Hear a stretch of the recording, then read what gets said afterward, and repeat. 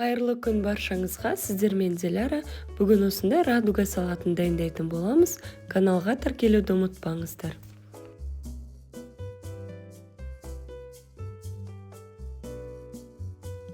Ең оңай және тез жасалатын салат.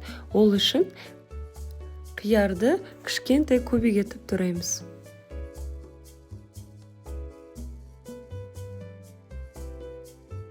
Артынан қызанақ пен колбасаны да кішкентай көбе қылып тураймыз.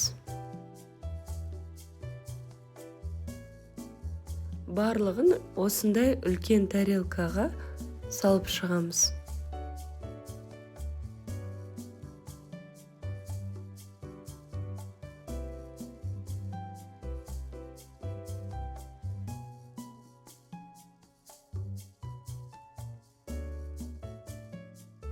Кукуруз бен кирешкені де салып, ортасына майонез қоямыз.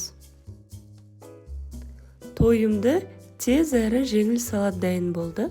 Астарыңыз дәмді болсын.